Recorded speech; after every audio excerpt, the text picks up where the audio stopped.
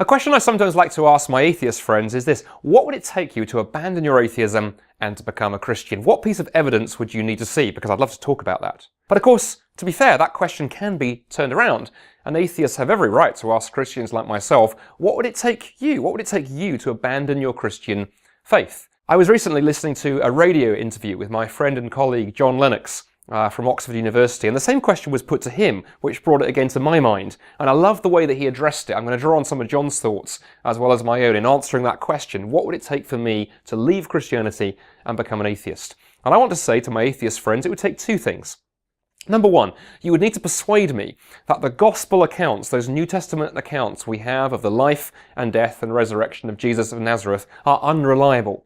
But I think as a historian, there's incredible evidence why we can take those Gospels seriously, and they form a very, very important plank in my faith. And of course, if you're an atheist watching this, I challenge you with the question, have you read them and actually taken them seriously? You see, the primary reason I'm a Christian is I believe that Jesus was who he claimed to be and did the things the Gospels claim. I believe they are historically reliable documents. My Christian faith is not sort of based on pie in the sky when you die or platitudes, but is based on historical realities, what Jesus did in first century history.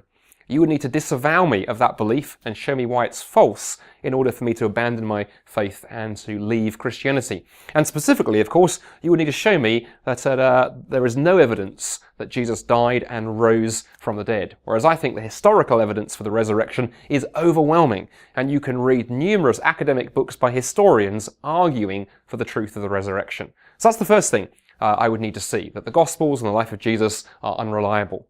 But there's a whole other second piece of evidence that supports my Christian faith, and it's this.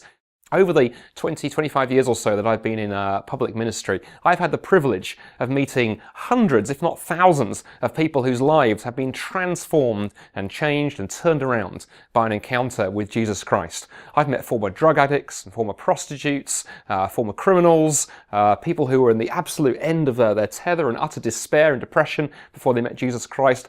I know friends who are former Muslims, and the list goes on, whose lives are now completely different because they met Jesus Christ. He turned their lives around, transformed them, and in many cases put them back together. And the more you meet people like that, the more that personal and existential evidence becomes incredibly impressive. And to convince me that Christianity wasn't true and that I should abandon my Christian faith, you would need to show me that all of those people whose lives have been transformed are either mistaken or deluded, or there's another explanation for the personal transformation in their lives. And be careful to hear what I'm saying here carefully. I'm not saying that Christianity is true because it works. I am saying that it works because it's true. And that's what I found in my own life.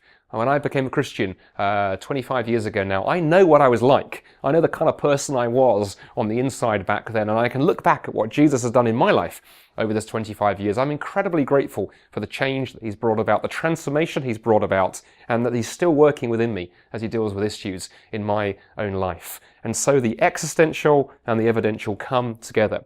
The ultimate test of a worldview, whether it's true or not, is this. A belief system needs to be intellectually coherent. It needs to hang together logically.